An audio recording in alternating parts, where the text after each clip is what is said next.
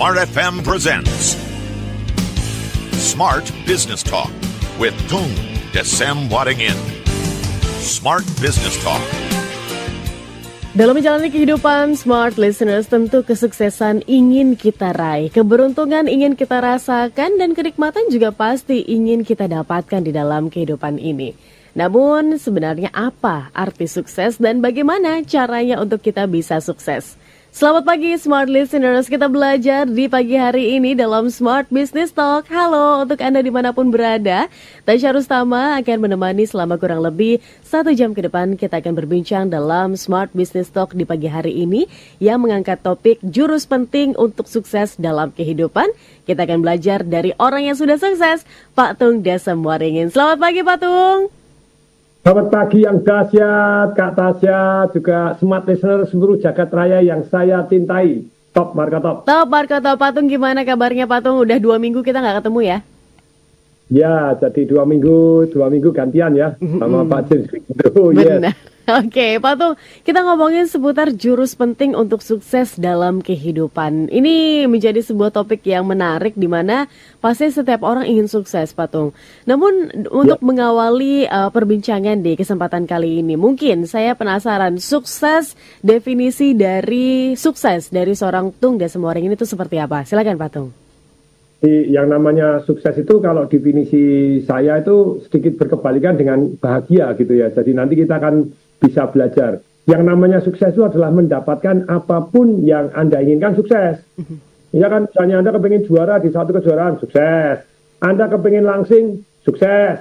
Anda pengen kaya raya, sukses. Anda pengen keluarganya lebih rukun, sukses. Nah, sukses itu adalah mendapatkan apapun yang Anda inginkan. Nah, sedangkan kalau bahagia, itu tentu saja adalah menginginkan apapun yang sudah Anda dapatkan. Lakonnya apa? Kok sedikit berkebalikan? That's true, sedikit berkebalikan. Tapi dalam hal ini sebetulnya kita bisa kok sukses dan bahagia gitu loh ya. Jadi termasuk sebetulnya kalau kita ingin, saya ingin bahagia, saya bisa mendapatkan kebahagiaan, saya sukses. Tapi ternyata jadi sukses dan bahagia ini satu topik yang sangat menarik untuk kita bisa pelajari gitu. Tapi dalam hal ini, kalau kita mau belajar sekarang, kita belajar lebih dahulu bagaimana sukses. Karena begitu banyaknya orang, kalau menurut saya bahagianya naif gitu ya. Maksudnya apa naif? Ya dia ingin, ya sudahlah, bersyukur aja. Kalau kamu tidak bisa bersyukur, maka kamu tidak bahagia. Betul sekali, 100% eksak, tidak bisa didebat kata-katanya ini. Tetapi seringkali bahagia membuat manusia, maksudnya kata-kata sudah atau bersyukur. Bersyukur seringkali membuat manusia jadi naif. Maunya naif itu apa? Tidak mau maju lagi, mematikan semua keinginan. Loh, boleh nggak? Boleh, kalau Anda levelnya sudah suci kan gitu ya. Jadi terus tidak punya keluarga, maksudnya tidak punya keluarga itu Anda tidak menikah, Anda mengabdikan diri untuk istilahnya pencerahan orang lain, ya silakan. Tapi kalau Anda punya keluarga kan Anda tetap punya kebutuhan. Mau nggak anaknya sekolah di sekolah yang bagus, ya mau gitu ya. Nah, terus kemudian kalau sakit ya dapat pengobatan yang terbagus gitu ya, boleh gitu, kenapa tidak? Kalau nggak bisa ya sudah kita jalani dengan kita bersyukur. Tapi kalau kita masih bisa punya keinginan dan kita mau maju, boleh-boleh saja kok. Anda boleh menjadi satu jalan menuju ke arah bahagia di mana mematikan semua keinginan boleh, tapi juga boleh sukses dan bahagia. Yaitu apa sukses dan bahagia? Jadi Anda tetap punya keinginan, dan Anda tetap mengejar keinginan, dengan bersyukur, dengan bahagia, tapi tetap mau maju. Bukan hanya bersyukur, terus kemudian tidak mau maju lagi, kan gitu ya. Jadi sering dipertentangkan, jadi di awal-awal sudah saya sampaikan lebih dahulu nih. Jadi kalau Anda benar-benar kepengen sukses dan bahagia, bisa kok, gitu ya. Jadi definisi bahagia nanti apa? Berarti menginginkan apa yang sudah Anda dapatkan. Kalau Anda sudah punya istri tapi tidak menginginkan istri Anda lagi, sudah punya suami tapi tidak menginginkan suami Anda lagi, tidak bahagia. Anda sudah punya mobil tapi Anda tidak menginginkan mobil Anda lagi, tidak bahagia. Tapi boleh nggak kita punya satu yang namanya keinginan untuk maju? Maksudnya punya mobil baru, punya apa? Boleh. Karena sukses adalah mendapatkan yang Anda inginkan. Bukan istri baru ya. Tapi istri baru, no, ya, repot gitu ya. Jadi itu Kak Tasya.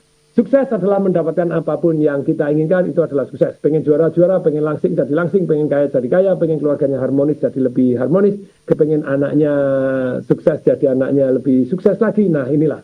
Silakan Kak Tasya. Oke, baik. Ini definisi sukses dari Pak Tung Desem Waringin. Dan ini apa hal yang akan kita bahas begitu ya Pak Tung. Sukses dalam versi kita bisa mendapatkan apa yang kita inginkan, tapi juga tadi Pak Tung bilang bahwa ada juga nih rasa syukur di situ agar tetap bisa bahagia. Bisa loh sejalan begitu ya, kesuksesan dengan kebahagiaan. Agar kita bisa mendapatkan keduanya, ini caranya seperti apa? Kita akan belajar nih Pak Tung dari Pak Tung Desem Waringin.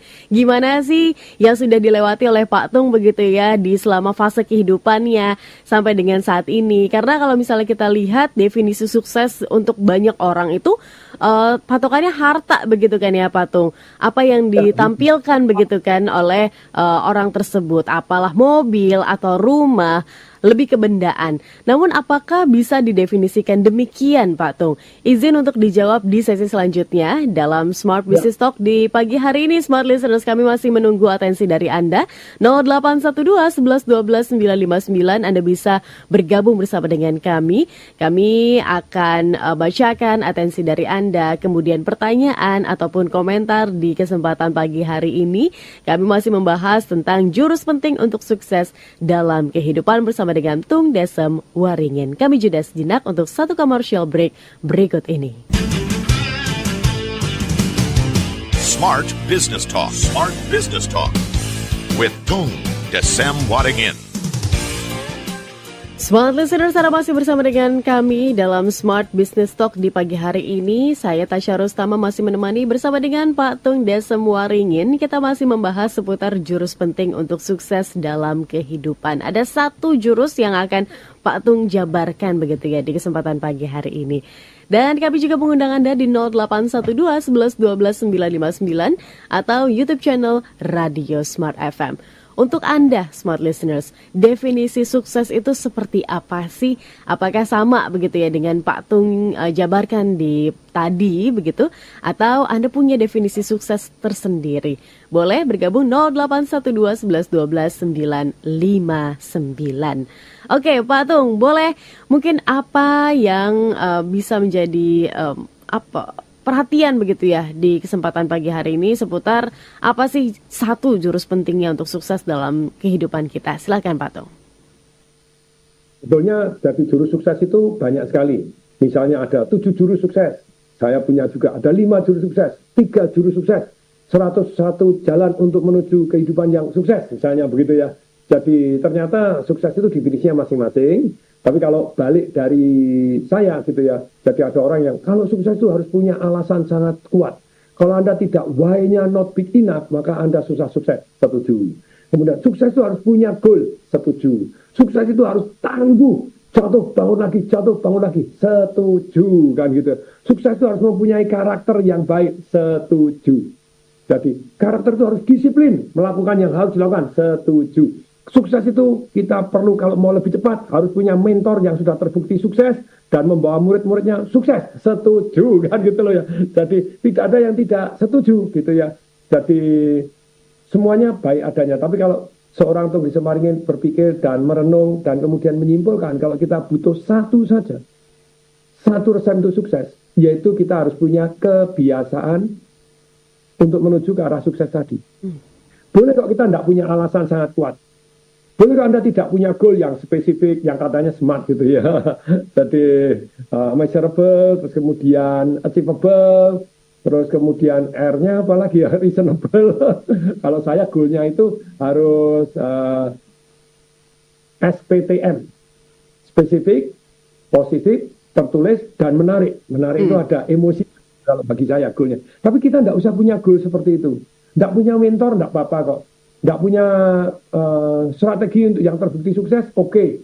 Terus kemudian tidak punya alasan sangat kuat, oke. Tidak punya karakter, oke. Tidak punya karakter yang istilahnya yang baik, tetap orang bisa sukses. Banyak tuh yang kalau secara dianggap secara keuangan gitu ataupun secara bisnis. Sebetulnya satu doang kok. Kalau Anda pengen sukses, yaitu apa? Kebiasaan. Kalau Anda punya kebiasaan untuk langsing. Anda tidak punya goal, tidak punya mentor, tidak punya strategi, tidak punya alasan sangat kuat untuk jadi langsing, Anda tetap langsing. Anda kepengen kaya, Anda tidak punya istilahnya mentor untuk jadi kaya, Anda tidak punya keinginan untuk jadi kaya, Anda tidak punya goal untuk jadi kaya, Anda tetap kaya. Karena kebiasaan Anda, kebiasaan orang kaya. Nah, terus balik lagi. Anda tidak kepengen keluarga harmonis, tidak punya goal sih. Dia jalani, tapi keluarganya harmonis-harmonis saja. Karena dia punya kebiasaan yang dimiliki oleh keluarga yang harmonis. Nah, ini. Jadi pertanyaan saya, Pak Tung, kalau saya ini tidak punya impian untuk jadi kaya, bisa nggak saya kaya? Bisa. Lah kalau kebiasaan Anda, kebiasaan orang kaya, Anda jadi kaya. Kan gitu toh? Jadi sekarang bagaimana Anda tahu kebiasaan-kebiasaan orang kaya itu seperti apa? Lah, kalau Anda belum kaya, sekarang Anda punya kebiasaan langsung jadi kaya, ya selesai. Anda jadi kaya. Apa itu Pak Tung kebiasaan jadi kaya? Mau dibahas? Silakan. Mau jadi saya sejak menikah kemarin saya masih pakai celana saya menikah. Jadi saya menikah sudah 26 tahun gitu ya. Ini ke 26, sekarang tahun ke 27, luar biasa. Tapi celana saya yang sejak saya menikah sampai hari ini masih bisa saya pakai. Karena kebiasaan saya memang membuat saya langsing. Nah, kebiasaan langsing apa? Kebiasaan jadi kaya apa? Kebiasaan Anda secara keluarga lebih harmonis seperti apa? Kebiasaan Anda untuk ceritanya dengan anak-anak Anda seperti apa? Yuk, jadi kita bahas nih Kak Tasya. Jadi Anda kebiasaan apa? Terus yang dibutuhkan, terus kemudian bagaimana memiliki kebiasaan yang tadi. Ini salah satu yang sangat-sangat penting gitu ya. Yeah. Dalam kehidupan kita kalau pengen sukses baik dalam bisnis, keluarga maupun kehidupan ataupun keuangan ataupun kesehatan kita, ya kita hanya sejauh mata memandang, telinga mendengar, hati merasakan, pikiran menganalisa, pikiran berhitung, bah kita mempunyai satu kebiasaan-kebiasaan yang membuat kita menjadi sukses. Itu tadi yang kita inginkan. Apa yang inginkan Anda? Ya. Tergantung ya Pak Tung ya, tergantung ingin kaya kah, atau ingin tadi keluarga yang bahagia kah, atau ingin bisnisnya luar biasa kah. Nah tentu ini kan berbeda-beda ya Pak Tung ya. Bagaimana caranya ada di sepatu orang tersebut, di sepatu orang yang sudah sukses tersebut. Ini kan kita berarti harus menyelami kehidupannya, harus mencontoh kebiasaannya. Seperti apa Pak Tung untuk bisa menyerap begitu energi dari orang yang sudah sukses tersebut. Silakan Pak Tung. Ini luar biasa, ada yang nanya ini di Instagram saya tungsewaringin.tdw gitu ya. Ini Angga Terjana gitu ya. Rahasia mukanya bersih seperti Pak Tung apa ya? Apakah tidak mengkonsumsi gula? Perhatikan, dia mulai tanya detail. Nah, kalau saya sih rahasia saya adalah ini memang efek kamera itu kameranya yang bagus. Kan kameranya kalau pakai selfie itu kan langsung jadi bagus. Kemudian ya apakah tidak mengkonsumsi gula? Ya, saya sudah berapa puluh tahun di rumah saya memang tidak ada gula. Jadi ketika mbaknya datang, Pak Tung di sini kok tidak ada gula? Ya memang tidak, kita tidak minum gula. Wah kami di desa terbiasa minum gula, wah repot gitu ya. Kalau mau ikut budaya saya jauh lebih sehat ya tidak ada gula gitu. Karena sebetulnya Pak Tung masih makan ada gulanya. Wah tanpa sadar. Kamu pakai apa aja plus minus ada gulanya loh. Kamu makan roti, makan apa, semuanya ada gulanya. Pak Tung masih ada gula yang terminum ada. Tapi kalau gula dalam bentuk langsung kita nambahin gula sendiri biasanya enggak. Saya makan di luar masih ada ya sausnya, apanya, ya masakannya. Itu kalau supaya gurih kan bukan hanya garam. Ada gulanya juga gitu ya. Jadi gurih itu antara asin sama manis dicampur jadi satu gitu. Jadi bumbu apa ya tetap ada gulanya. Goreng ayam ada gulanya. Ya, tapi mengurangi sedramatis yang kita bisa ya itu akan membuat kita memang tanda kutip sejauh saya tahu. Kembali lagi sejauh mata memandang, telinga mendengar, hati merasakan, pikiran menganalisa, memang gula tidak bagus. Nah pertanyaannya, boleh nggak makan gula? Boleh. Saya sampai belajar yang itu di YouTube namanya Glucose Revolution. Nah itu satu kebiasaan. Kalau pagi makan yang savory. Dia bilang begitu ya, savory. Bukan masalah kamu makan apa, tapi cara makannya. Ini kalau ada orang tanya gini kan jawabannya langsung jadi detail. Maksudnya savory, yang gurih. Anda makan satu yang gulanya atau karbonya tidak tampak atau sejauh kita tahu, kembali lagi sejauh mata memandang, telinga mendengar, hati merasakan, pikiran menganalisa, yaitu makannya itu ada 4 jurus ya, membuat kita tidak spike gulanya. Yang dimakan sama, tapi cara makannya beda, mendadak gula kita tidak tinggi, tidak begini. Nomor 1, makan pagi, makan yang istilahnya gurih, bukan manis gitu ya, ada gulanya. Contohnya dia makan telur sama buah alpukat. Nah, jangan makan ada karbonya, jangan ada gulanya, minum. Kalau Anda makan sereal, karbo semua. Anda makan mie, sereal, makan nasi, wah itu. Nah, terus makan apa, daging boleh nggak? Dia boleh. Daging lemak boleh. Kalau saya pagi, saya minum udus oil gitu ya. Minyak omega 3, 6, 9. Kalau itunya habis ya, saya biasanya pakai virgin coconut oil 2 sendok sama extra virgin olive oil 2 sendok. Pakai jeruk manis kan ada karbonya Pak Tom, ada gulanya, tapi yang dominan adalah minyaknya kan gitu. Terus kemudian masih ya sekarang nih baru membiasakan, jadi agar-agar dipanasin, ditambah kunyit putih sama temulawak, kurkumin gitu ya. Jadi bubuannya dicampur, terus kemudian ada daun pandan sedikit biar wangi, enak, terus diminum pada waktu belum mengental gitu agar-agarnya. Nah, itu kebiasaan pagi gitu ya. Terus kemudian sama kebiasaan apa? Sekarang saya tanya ini, Kak Tasya dan juga teman-teman semua yang hadir di Smart FM apapun di Tung Desembaringin.tv di Instagram saya secara live. Pertanyaan saya, kapan terakhir Kak Tasya dan teman-teman semua ini membuat satu yang namanya kebiasaan baru? Pernah, Kak Tasya, kapan? Saya bulan ini saya mau membuat satu kebiasaan baru. Kebiasaan apa? Kecil aja, namanya atomic habit, itu luar biasa. Contohnya Kak Tasya, pernah 1 bulan ini saya sadar saya mau ini. Oh, banyak sekali. Kan kita tentukan hal-hal yang penting dalam kehidupan kita. Nih, saya share ya, 7 hal yang penting yang coba Anda pertimbangkan. Masing-masing boleh kok punya hal-hal yang penting. Tapi sangat sedih kalau kita tidak punya. Yang paling sedih juga kalau Anda punya cuma 1 aja, Anda anggap penting, sehingga dalam kehidupan Anda hal-hal yang penting lainnya tidak tercover karena Anda fokus hanya 1 aja. Boleh nggak Pak Tung? Boleh. Tapi kalau kita punya yang lebih, hidupnya begitu kompleksnya toh. Kenapa hanya 1 doang? Boleh nggak satu waktu kita fokus ke 1 hal? Boleh. Nih, perhatiin ya. Nih, saya kasih gerakan, saya kasih letak supaya Anda ingat seumur hidup. Nih, Kak Tasya juga nih ya.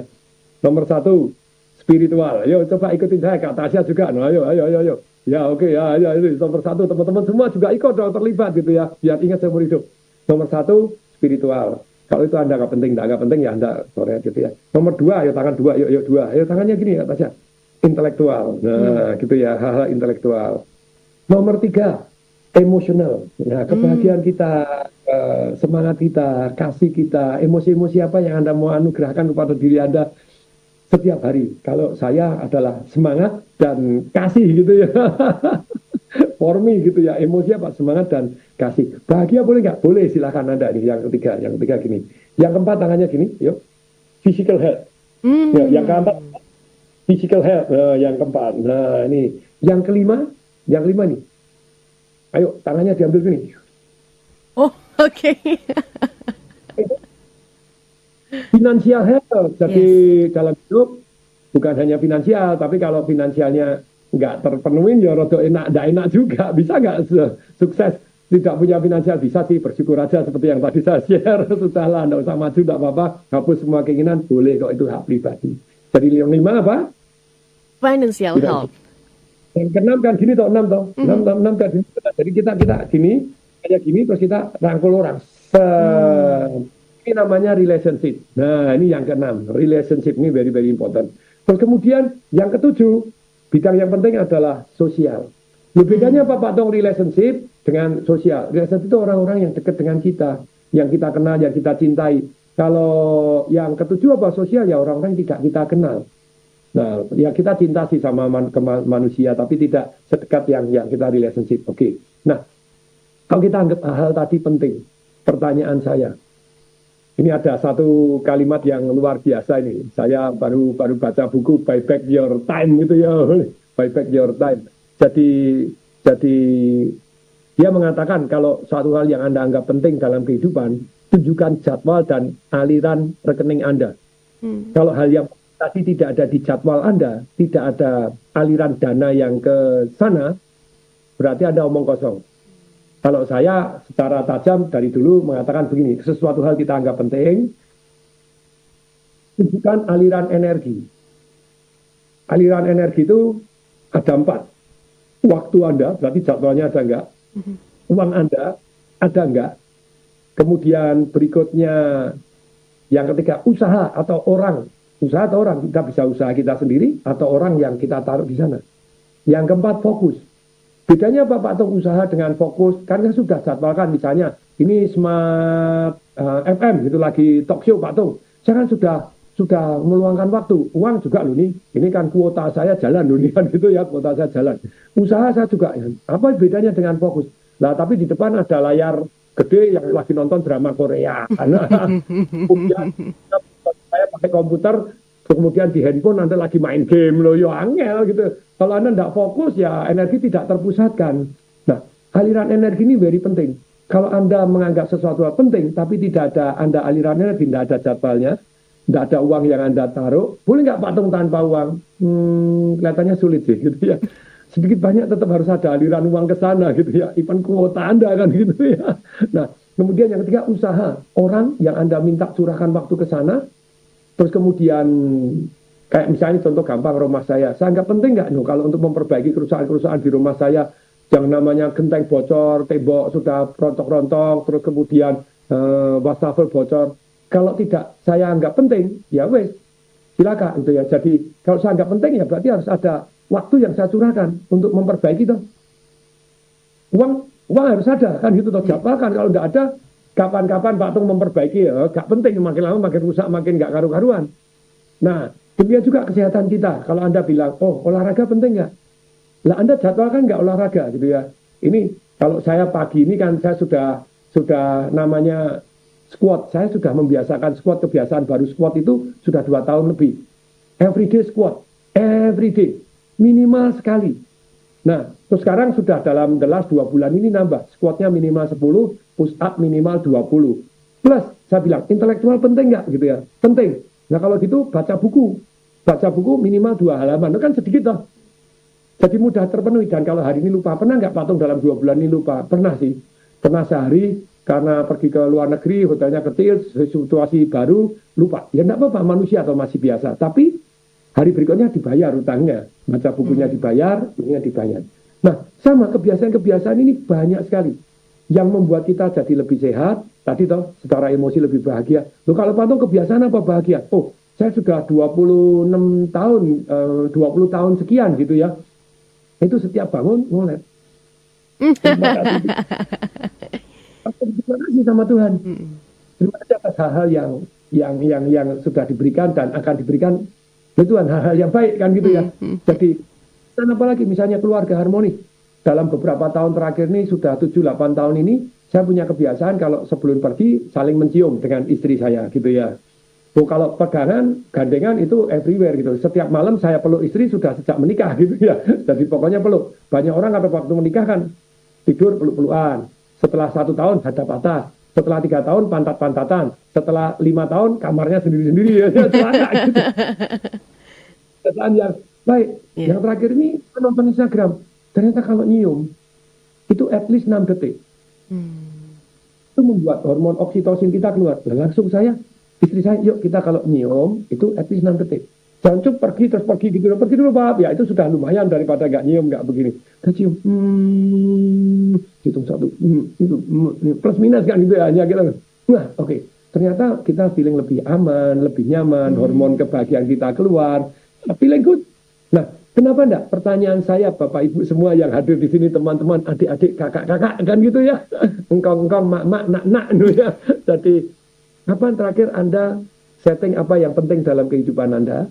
Terus kemudian tindakannya apa? Jadwalkan. Kecil aja. Kayak tadi baca buku minimal 2 halaman aja. Kalau Anda spiritual misalnya, Anda penting baca kitab suci. Ya kenapa enggak? Anda baca sesuatu hal yang sederhana, misalnya 1 hari misalnya 2 halaman. Atau setiap kalau Anda muslim misalnya habis sembahyang. Nah biasanya jadwal itu yang terbaik. Kebiasaan itu adalah setelah atau sebelum Anda melakukan kebiasaan Anda yang sudah terbiasa gitu. Kayak saya mandi squat dulu. Saya push up itu bukan push up, wah terus sudah di bawah, enggak. Saya puasnya half push up. Jadi ke wastafel pegang cuma dorong aja badan 1, 2, I feel good. Tereret.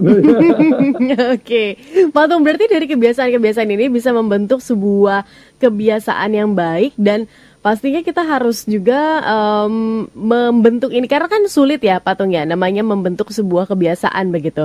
Nah, gimana agar kebiasaan itu bisa menjadi kebiasaan yang memang akan terus kita lakukan dan membentuk diri kita menjadi pribadi yang sukses? Izin untuk dijawab di sesi selanjutnya. Dan Smart Listeners tetap bersama dengan kami masih dalam Smart Business Talk. Smart Business Talk. Smart Business Talk with Tung Desem Wadingin. Sobat Listeners, Anda masih bersama dengan kami dalam program Smart Business Talk. Di pagi hari ini saya menyapa Anda di jaringan 8 kota Smart FM Network. Anda yang ada di Jabodetabek, selamat pagi Smart Listeners. Silakan bergabung bersama dengan kami di 0812111299. Begitu pula Anda yang ada di Surabaya, Anda yang ada di Palembang, kemudian Anda yang ada di Medan, Makassar, Manado, Balikpapan dan juga Banjarmasin, boleh bergabung bersama dengan kami di 0812111299.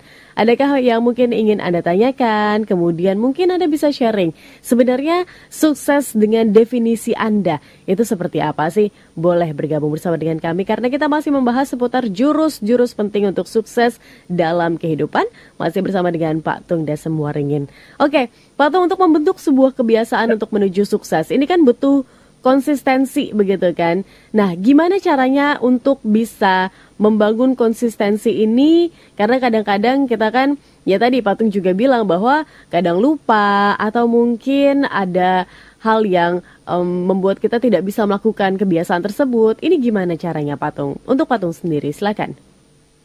Jadi yang paling penting itu adalah kalau betul sekarang kan Anda punya kebiasaan atau kepingin toh.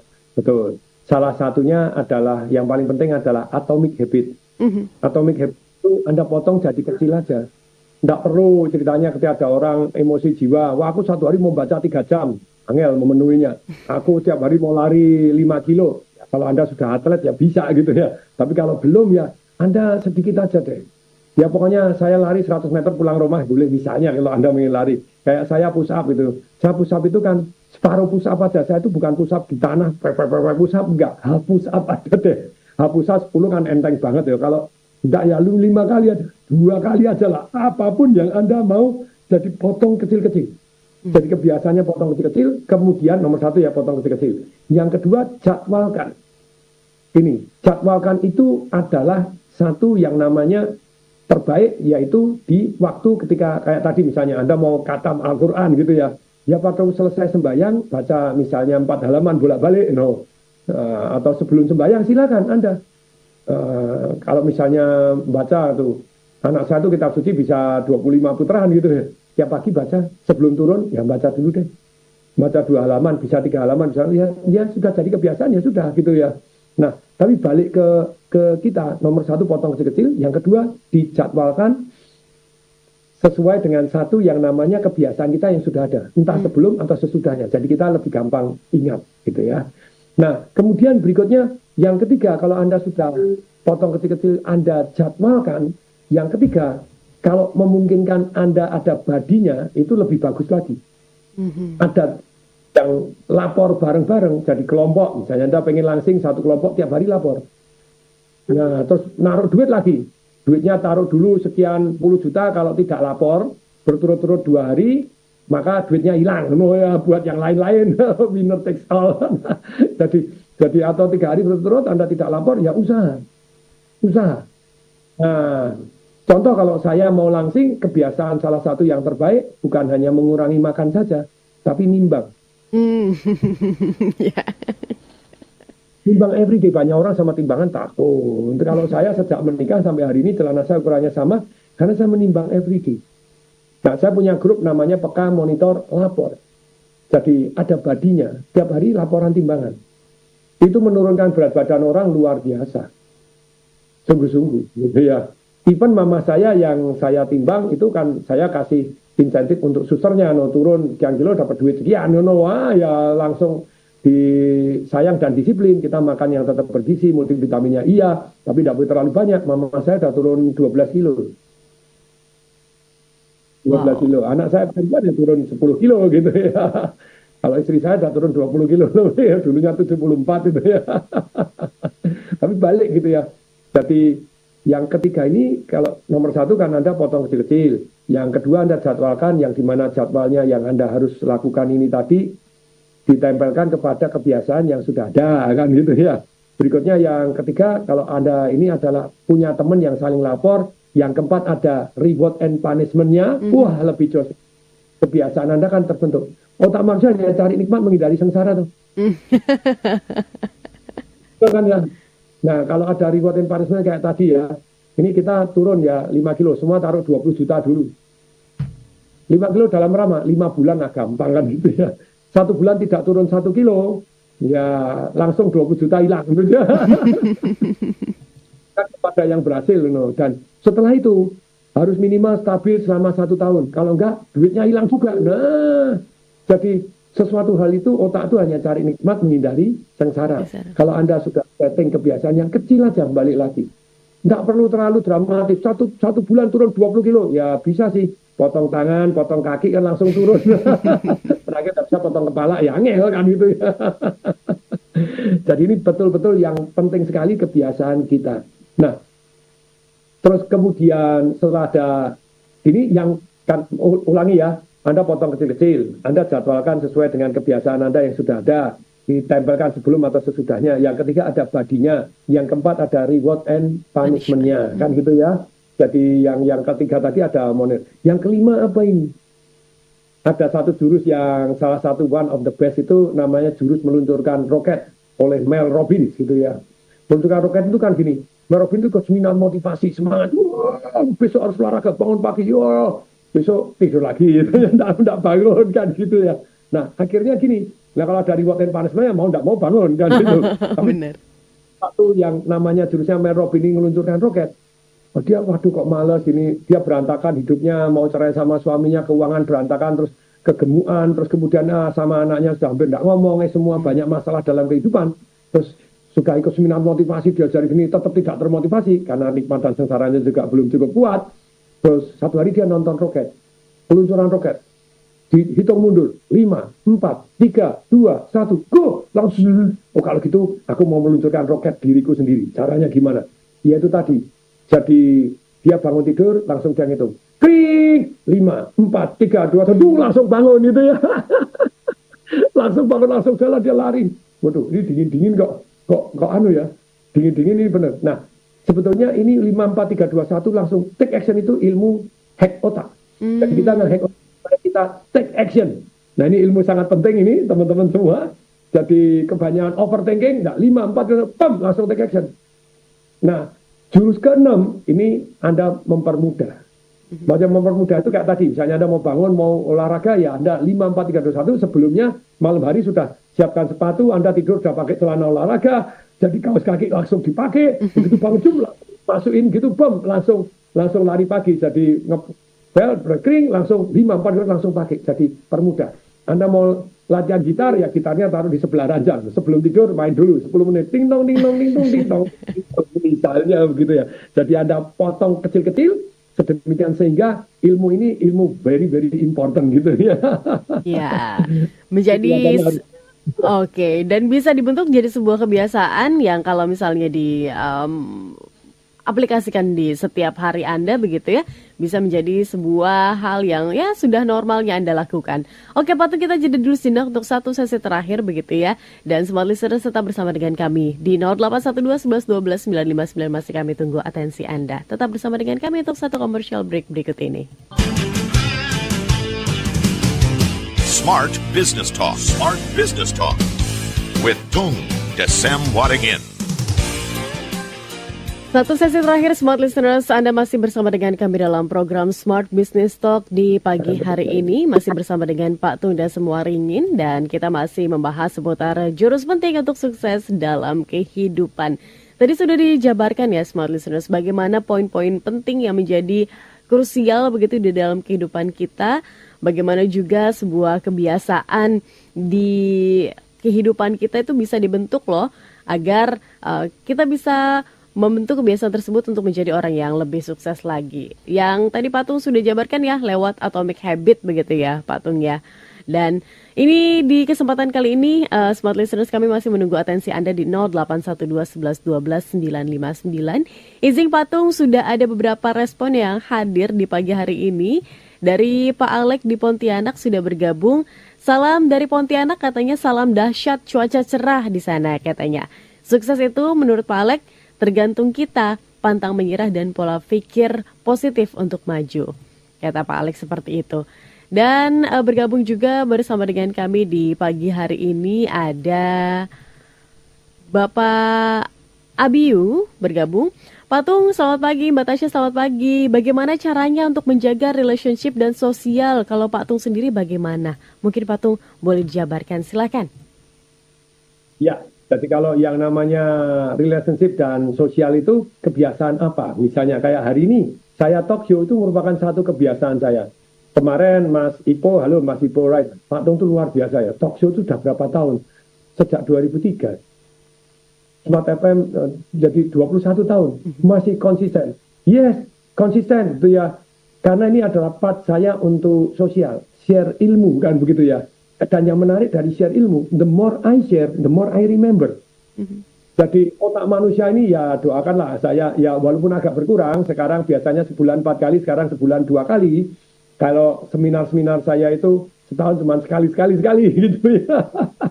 Loh, kenapa? Ya karena saya saat ini fokusnya kepada yang lain. Saya fokus ke lebih nulis buku, kemudian nanti juga untuk YouTube. Sedangkan kalau versi seminarnya Life Revolution misalnya, jalan di atas api, kemudian takut jadi berani mendesain kehidupan kita, belajar ilmu-ilmu penting dalam kehidupan kita, misalnya ilmu berpikir. Caranya berpikir nggak pernah diajarkan di sekolah di mana angel gitu ya. Padahal berpikir penting nggak? Penting sekali. Mengambil keputusan dalam kondisi kritis. Terus mengelola emosi tadi, mengelola relationship. Bagaimana kita lebih harmonis. Jadi kalau saya ditanya, Pak Tung, relationship bagaimana? Kalau dengan orang-orang terdekat saya jadwal.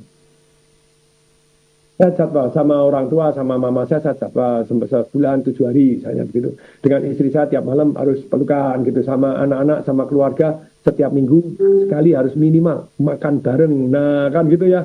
Jadi benar-benar kita mau sesuatu aja dijadwalkan. Jadi olahraga kesehatan jadwalkan. Kemudian ada yang nanya ini, Pak Tung, kalau kebiasaan orang kaya itu ngapain?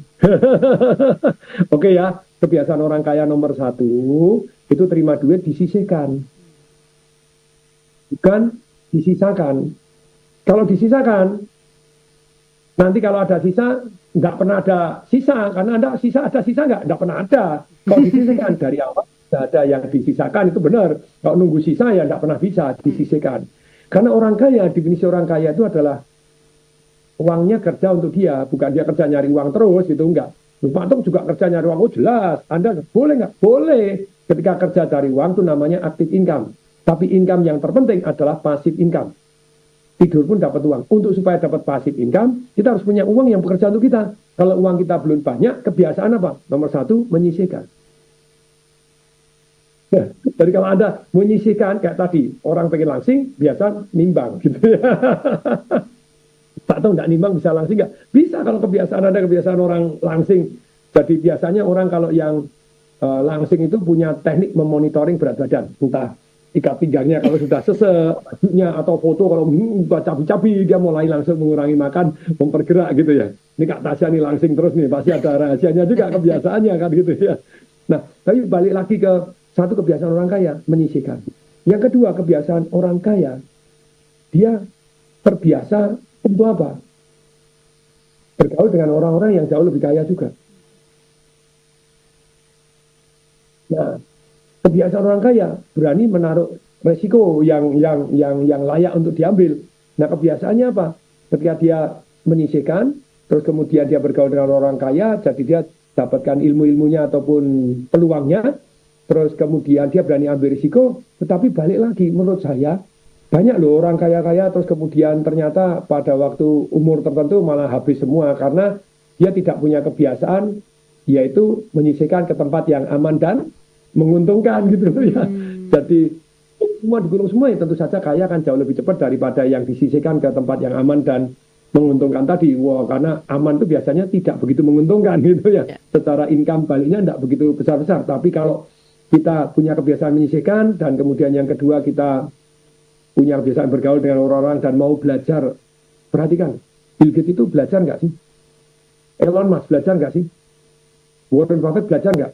Oh, mereka tukang baca buku gitu ya. Oh, ada nggak yang nggak baca buku dan sukses? Ada. Karena dia bergaul dengan orang yang tepat tadi. Om Lim. Kelihatannya, mohon maaf kalau saya salah tolong diralat. Dia buta huruf loh ya. Tapi bisa kaya raya gitu. Kenapa? Bergaul dengan Pak Harto gitu ya. Dan dia berani ambil resiko gitu ya.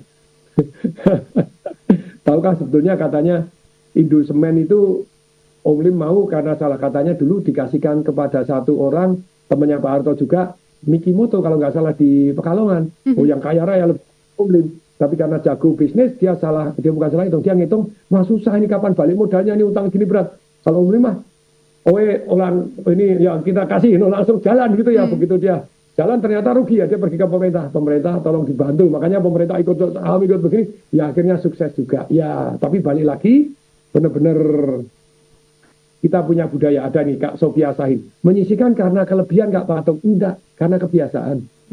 Kalau Anda baru disisihkan tak pernah lebih loh, karena kebutuhan Anda kan terus meningkat. Tapi kalau Anda terbiasa menyisihkan, walaupun income Anda sedikit pun Anda terbiasa menyisihkan kan gitu ya. Oke, ini Kak Tasya silakan ya. Oke, baik Pak Tung. Itu tadi pertanyaan begitu ya dari Pak Abiyu di kesempatan pagi hari ini. Di YouTube channel kami juga menyapa Anda yang bergabung bersama dengan kami. Silahkan bergabung. Ini juga sudah ada Pak Gabriel bergabung bersama dengan kami dari Bekasi. Pak Tung, saya mau tanya bagaimana caranya untuk kita, ini sepertinya sudah dijawab ya tadi sama Pak Tung ya. Bagaimana caranya untuk kaya raya begitu? Karena kebiasaan orang kaya itu seperti apa sih untuk menjaga kekayaannya begitu? Pak Tung sudah dijawab tadi ya, Pak Tung ya. Mungkin ada yang ditambahkan lagi? Banyak. Jadi kalau untuk kaya, tapi nomor satunya itu adalah menyisihkan. Jadi semua orang bisa kaya kalau dia jago menyisihkan dan jago investasi. Bagaimana semua kaya raya? Jadi istilahnya mengeluarkan lebih sedikit dari yang diterima. Kalau mengeluarkan lebih sedikit dari yang diterima, kan berarti ada yang disisihkan. Nah caranya gimana?